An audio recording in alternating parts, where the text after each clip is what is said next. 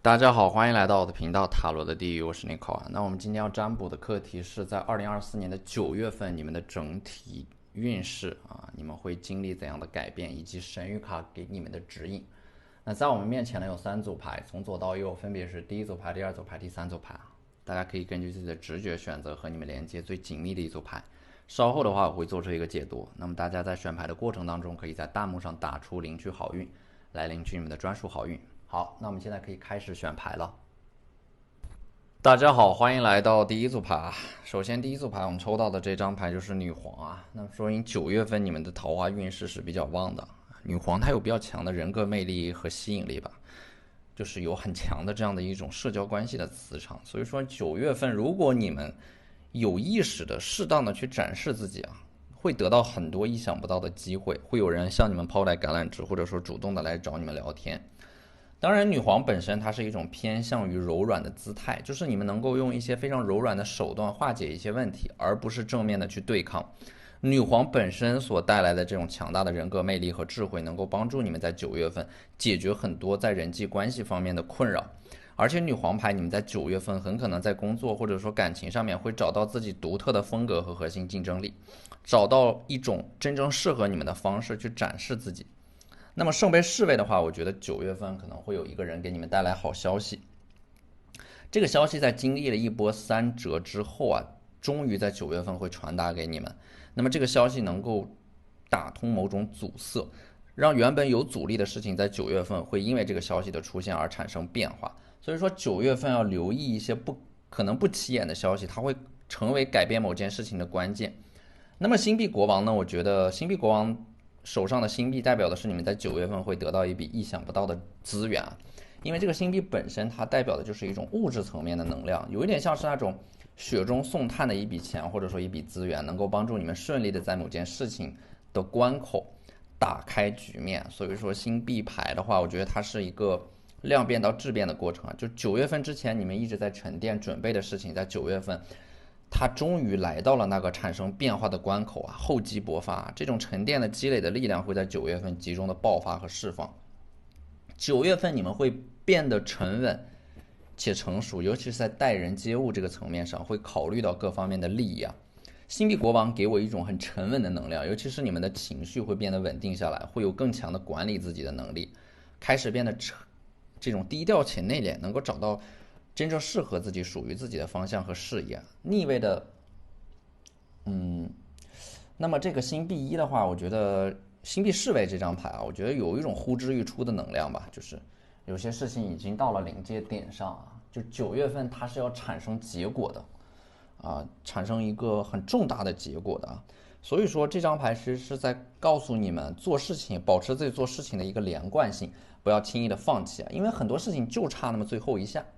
那么逆位的隐士牌啊，9月份我觉得你们可能会从一种自我封闭的状态里边走出来啊，尤其是从一种自我欺骗的幻象里清醒过来，开始主动的追求自己想要的人生。所以逆位的隐士，我觉得就是你们不再隐藏自己，反而会大声的把自己的想法或者说需求表达出来啊，打直球，不内耗，不再隐藏自己，不会纠结一句话或者说有没有做好一个动作，有没有做到位一件事情，有没有办完美，就纠结啊，不过度的关注细节啊，有一种放过自己的感觉，不再追求完美，尝试着让自己更加大胆一点，勇于去尝试，先完成再完美。所以说，这个愚人牌啊，它有一种释放自己天性的感觉啊，重新做回你们自己啊。愚人牌的智慧就是活在当下，因为你们会发现，你们越关注过去和未来，你们就会越多的错过当下。所以说，愚人牌你们在9月份会深深的融入当下，全心全意的对待平静寻常的时刻。这个时候，你们反而能够触及过去和未来，因为你们知道如何把握当下，你们才能够治愈过去，才能够改变未来。所以愚人牌，我觉得你们在9月份反而会变得对自己宽容一点吧，不再追求完美，而是会将内心当中的不确定都转变为一种顺势而为，整个人变得佛系松弛，会接纳自己。那么这张恶魔牌啊，我觉得恶魔牌呢，因为它是一个逆位，说明什么？你们在压抑自己的欲望。但是呢，我觉得这组牌如果要解读这张逆位的恶魔牌，其实就是你们在9月份会开始正视自己过去一直所压抑的欲望，它可能是你们的某种需求没有得到满足，所以说这种欲望被压抑。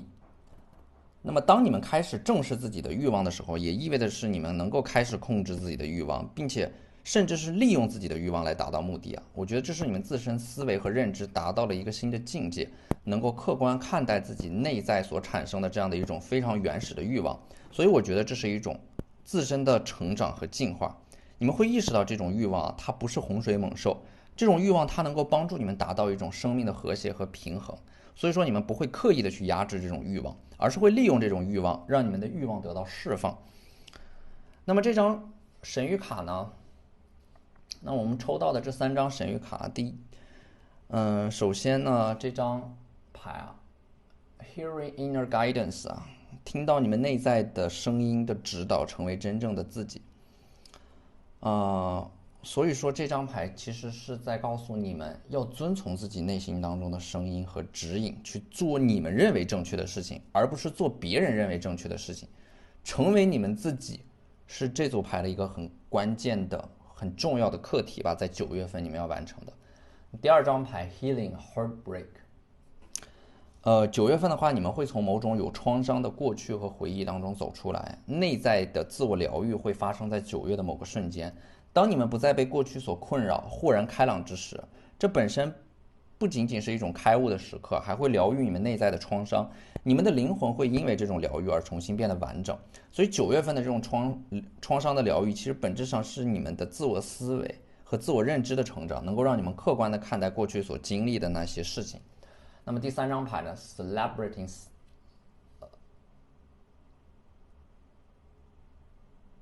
Simplicity 啊。Simplicity 的话，就是9月份的话，你们要做减法，因为做加法是一种本能啊，做减法才是一种智慧啊。你们想做的越多，你们能够完成的越少。但如果说你们能够把自己的目标简化，反而最后达成的高度会大大超过你们的预期。而且做减法能够有效的减少你们的内耗，能够让你们把时间和注意力都放在最重要的事情上面。好，那这就是我们这期视频的全部内容了，非常感谢大家的收看。如果你觉得我的视频对你们有帮助的话，可以在我的视频下方留言点赞，或者你们的支持就是我最大的动力。那我们下期视频再见，拜拜。大家好，欢迎来到第2组牌啊。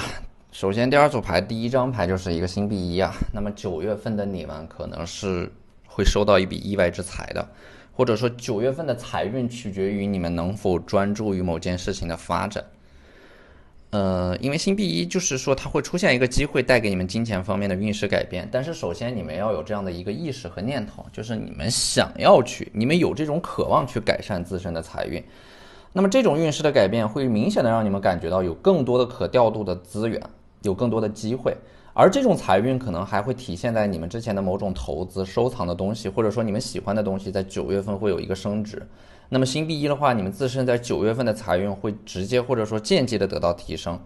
那么权杖10这张牌啊，9月份我觉得你们整个人是在背负着一些东西往前走的，所以说9月份你们可能会有一个很严肃的思考，关于你们的未来想要过怎样的人生。那么这个权杖10这张牌，就是虽然你们现在在负重前行啊，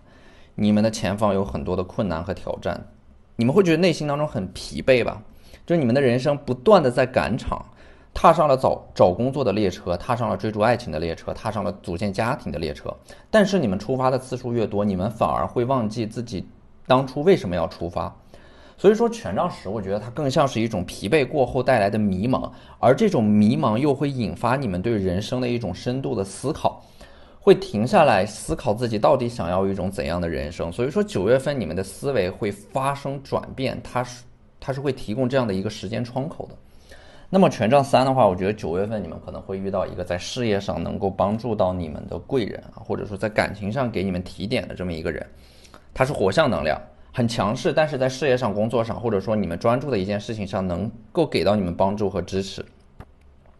那么这个人是背对着你们的啊，有几种可能。第一种就是这个人他现在已经出现了，但是在隐藏，但是他把自己隐藏起来了。所以说9月份的帮助，他的这种帮助可能是不动声色的，默默的帮助。还有一种呢，就是说这个人背对着你们，说明一个是说明他在暗中帮助你们，另外一个呢，就是说他的性格可能是属于那种话不是很多，但是掷地有声。他们在事业上面和你们有某种交集，而且这个人是火象能量，行动力很强，雷厉风行的感觉。而逆位的权杖女皇恰恰是你们自己有点拖延吧，就是有一件一直想做但是又没有做的事情。那么通过这个人的推动你们会开始去做这件事情。逆位的权杖女皇，我觉得你们是在思考和筹划着一件事情的，这件事情会在这个人的影响下9月份会得到启动。那么星币9呢，我觉得你们一边在筹划着某件事情，而另外一方面呢，你们又在等待着某个消息的到来。所以说星币9它是有一种呼之欲出的感觉，某个结果、某个想法、某个消息带来的某种行动会呼之欲出星币9就是说9月份你们等待的事情会产生一个临界点和变盘点。那么逆位的星币5它代表的是某种关系、某种矛盾，尤其是人际关系层面的矛盾会得到解决。那你们之前和某个人会有一些误会吧，在9月份会得到解除，有一种关系破镜重圆的感觉，或者说过去断联失联的人又恢复了联系。那么逆位的星币5，我觉得可能9月份会有一个意想不到的人来联系你们然后这个太阳牌的正位我觉得9月份你们会找回某种初心，或者说找回对某件事情的热情，回到那种最原始的纯粹的状态里边所以说太阳牌，我觉得9月份你们会去体验到一种非常简单的纯粹的快乐。这种快乐可能和物质没有绝对的关系，并不是说你们赚到了更多的钱你们就更快乐了，而是说你们会经历一些美好的体验所生发出的一种对生命的原始的热爱，有一种重新找回自己的感觉，或者说重新找回了那个小时候的自己，找回那个最原始、最纯粹、最有生命力的自己。那么这3张神谕卡给你们的指引9月份第一张牌就是 Welcoming Surrender学会臣服，顺其自然臣服这个词的话呢，可能有的人会认为它是一种懦弱，但是实际上臣服它也同样需要你们有足够勇敢的力量去追随无形，进入到未知当中。而这可能也是你们现在正在做的吧，就是臣服并不能够让你们清楚自己行走的方向，你也不知道这种臣服会带领你们去向何方，但它确实让你们认清楚了一件最基本的事情，那就是你们个人的想法和喜恶并不会引导你们的生命。通过放弃那些强大力量对你们的控制你们会让一个更加强大的力量来指引你们的生命，那就是生命本身。而生命本身呢，其实存在于你们自身内在最原始的一种感受里边，就是说你们会冥冥之中有一种力量，或者说有一种感受在指引你们往前走，那就是生命本身在指引你们前进的一种力量。那么第2张牌是 Expanding Inner Power 我觉得9月份的真谛不是向外求，而是向内求，通过向内扩展自身的力量，完成对自我的救赎和进化。所以9月份你们会把更多的力量放在自己的身上会有一种力量的回收吧，就是你们之前在一些外部的事情上消耗了太多的精力和时间，你们会和外部世界，尤其是消耗你们的事情做一个切割，从而保护自己的能量。那么第3张牌是 Resolving Anger 就是你们会意识到自身的愤怒其实是对自己的不满，是对自己的一种攻击。你们会开始学着控制这样的一种情绪，不再让愤怒主导你们，整个人会开始变得平静，内心当中自然而然生发出一种力量来庇护你们这就是你们9月份会发生的转变，包括神谕卡给到你们的指引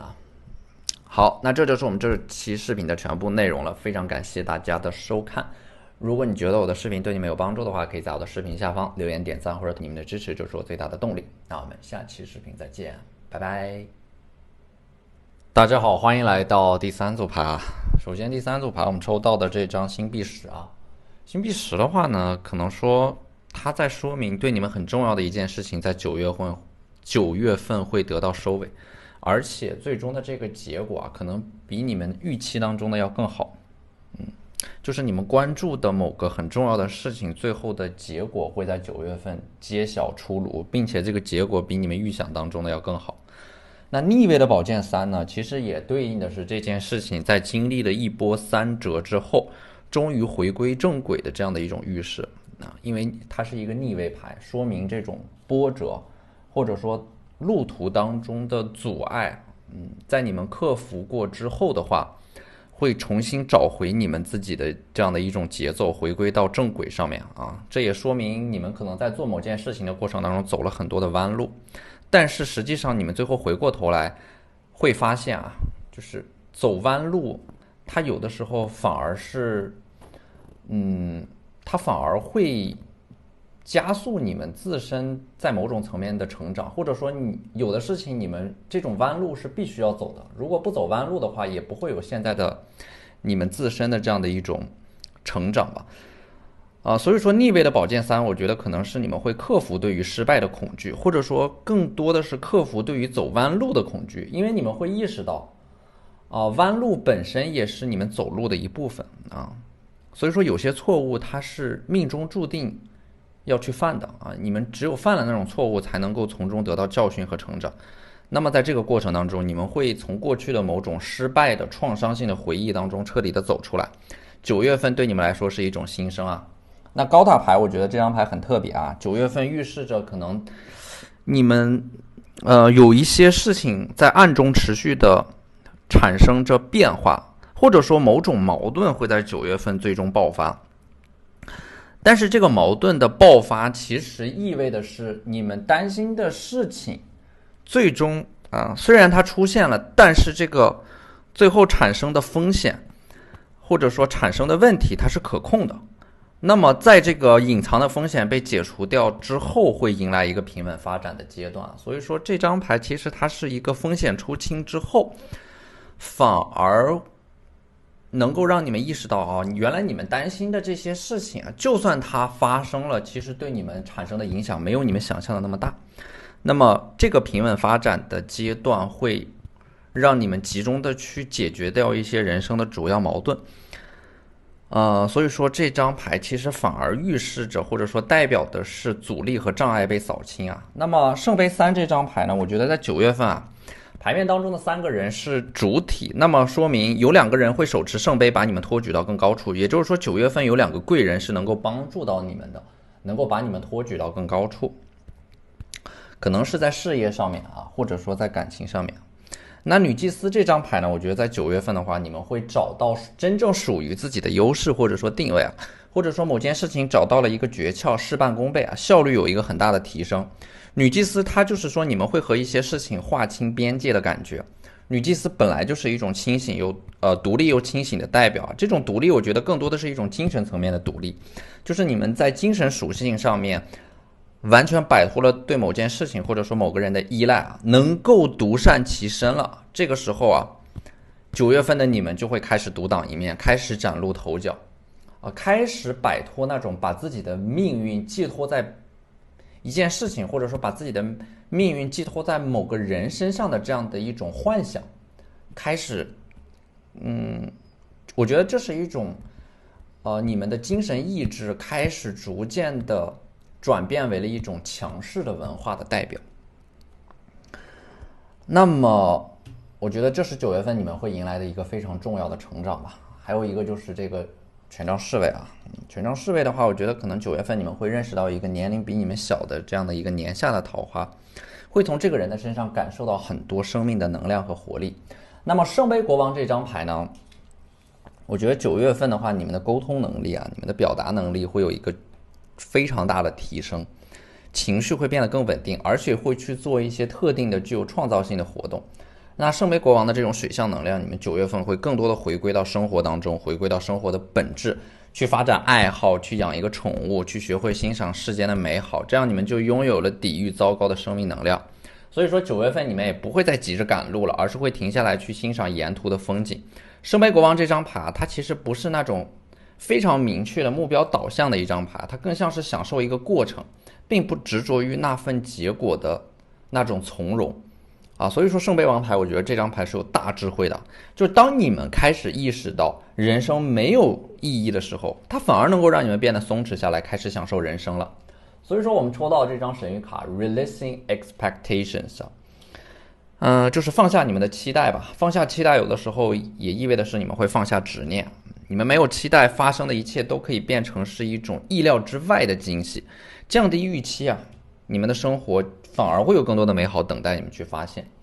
那么第二张牌是 encountering conflict，我觉得9月份最大的一个改变就是你们不会再逃避问题，而是会直面问题。9月份会有一个非常严肃的矛盾或者说冲突会在你们的运作之下得以解决。你们处理矛盾、处理问题、解决问题的能力会在9月份得到提升。那么第三张牌 processing grief，我觉得可能说9月份你们长久以来内心当中的某种伤痛或者说每当你们想到某件事情的时候，你们内心就会隐隐作痛了。那么在9月份你们会换一个视角去看待内心当中这种沉重的过往，你们会把它看成是滋养你们成长的一种养料。因为人生当中没有哪段经历是导致最终成败的直接原因人生苦难的来源并非由于个人的经历或者说所谓的创伤本身决定的，而是来自于我们赋予这些经历的意义所决定的。所以生活的意义也并非由事情本身决定，而是取决于我们赋予生活的意义所决定的。如果不断的告诉自己、暗示自己我这一生都很不幸，那么你们可能就只会记住那些可以被解释为不幸的事情，然后反复强化这一观点。所以我觉得当你们能够意识到这一点的时候，你们就会为那些不幸的事情反而打上一些积极的标签，来推动你们自身的成长和改变。这是你们这种思维意识形态在9月份会发生的一种积极的变化。好那这就是我们这组牌的全部内容了。非常感谢大家的收看如果你觉得我的视频对你们有帮助的话，可以在我的视频下方留言点赞，或者你们的支持就是我最大的动力。那我们下期视频再见，拜拜。